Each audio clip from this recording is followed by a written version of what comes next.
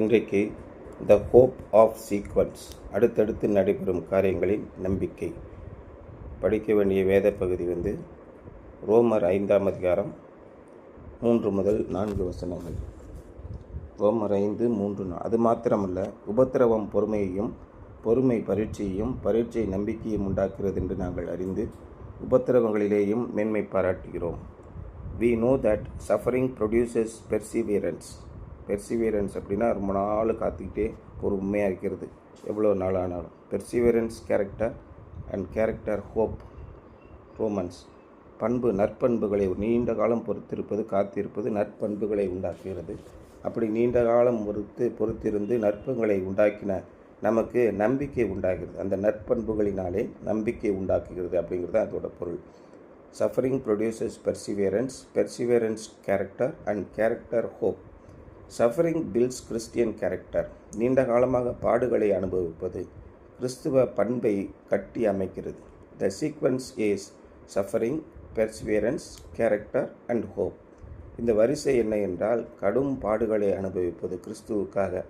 எவ்வளவு பாடுகள் வந்தாலும் அத்தனை பாடுகளையும் கிறிஸ்து என்ற பெயருக்காக அனுபவிப்பது.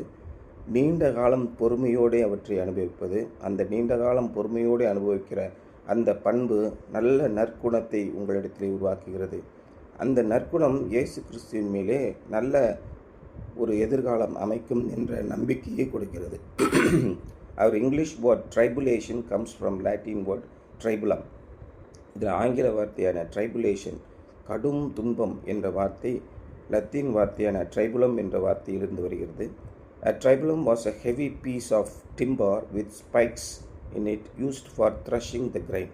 ட்ரைபுலம் என்றால் என்னன்னு கேட்டால், ஒரு பெரிய மரக்கட்டை இருக்கும், அதில் கூர்மையான பகுதிகள் இருக்கும். அது என்ன பண்ணுவாங்கன்னா, இந்த தானியங்களை போட்டு அது திருகுவதற்குன்னு சொல்லுவாங்க. திருகி நம்மகிட்ட ஒன்று இருக்கும்.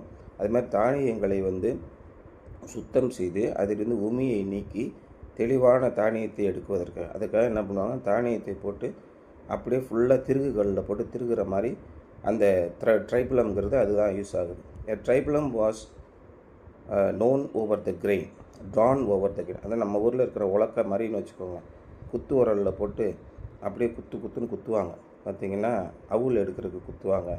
அதுமாரி நெல்லை நல்லா அவிச்சு அவுல் செய்யணும் அப்படின்னா குத்து உரலில் போட்டு குத்துவாங்க. அந்த மாதிரி போட்டு நொய்யோடு நொய்யாக மூட நெய் உரலில் போட்டு நொய்யோடு நொய்யாக குத்தினாலும் அவன் தன் மூடத்தனத்தை விட்டு திரும்பான் அப்படின்னு நீதிமொழிகள் இருக்குது. அந்த மாதிரி நம்மளை போட்டு கடுமையான துன்பத்தில் ஆழ்த்துவார்கள். அதான் ட்ரைபுலம் அப்படிங்கிற பேர்.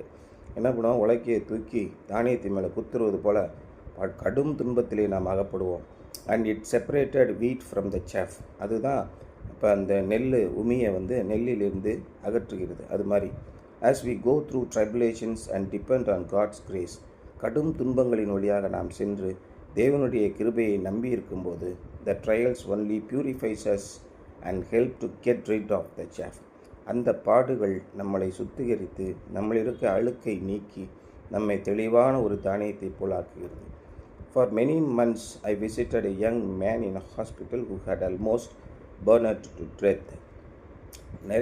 ரொம்ப நாள் நான் ஒரு பையன் ஹாஸ்பிட்டலில் தீக்காயத்தினால போய் ஹாஸ்பிட்டலில் இருந்தான். கிட்டத்தட்ட சாகும் தருவாய்க்கு அதிகமான அளவுக்கு அவனுடைய உடல் எரிந்து போயிருந்தது. பல மாதங்களாக அவனை போய் பார்த்து கொண்டிருந்தேன். I do not know how many operations and skin grafts he had during those months or how many specialists visited him. எத்தனை முறை அவனுக்கு அறுவை சிகிச்சை செய்தார்கள் அல்லது எத்தனை முறை தோல் மாற்று சிகிச்சை செய்தார்கள் என்று எனக்கு தெரியாது. அல்லது எத்தனை சிறப்பு மருத்துவர்கள் அவனை போய் பார்த்து வந்தார்கள் என்பது எனக்கு தெரியாது. இருந்தாலும் the thing that sustained him was not the explanation of the doctors. ஆனாலும் அவனை அத்தனை காலம் உயிரோடு வைத்திருந்தது அவனுடைய மருத்துவர்கள் பார்த்து அவனுக்கு கொடுத்த சிகிச்சை இல்லை.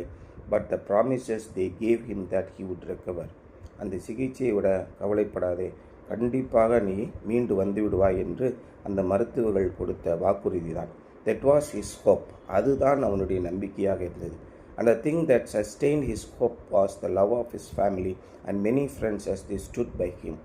அவனுக்கு அந்த நம்பிக்கையை தொடர்ந்து தக்க வைத்துக் கொள்வதற்கான காரணம் என்னன்னு கேட்டிங்கன்னா, அவனுடைய குடும்பத்தினரும் அவனுடைய நண்பர்களும் தொடர்ந்து அவனை பார்த்து கொண்டே இருந்தார்கள். கவலைப்படாதே, நீ மீண்டு வந்து விடுவாய் என்று சொல்லிக்கொண்டே இருந்தார்கள். அந்த நம்பிக்கை தான் அவனை உயிரோடு வைத்தது. The love of God was channeled through them to him. தேவனுடைய அன்பு அவர்கள் மூலமாக அவனுக்கு கிடைத்தது. He did recover and today gives glory to God. அவன் இன்றைக்கு நன்றாக குணமடைந்து வந்து தேவனுடைய பெயருக்கு மகிமையை கொடுத்து வருகிறான். Something to ponder today. What is one recent personal trial that helped to make you better, stronger person? சமீபத்திலே நடந்த எந்த சோதனை உங்களை இன்னும் நல்லவராக, இன்னும் சிறப்பானவராக, இன்னும் வலிமையானவராக மாற்றியது என்பதை யோசித்து பாருங்கள். How can personal trials result in your giving glory to God? உங்களுக்கு தனிப்பட்ட விதத்திலே ஏற்படுகிற சோதனைகள் எந்த அளவுக்கு தேவனுக்கு மகிமையை கொண்டு வரும்படியாக அமைந்தது என்பதை சிந்தித்து பாருங்கள் என்பதுதான் இன்றைய சிந்தனை.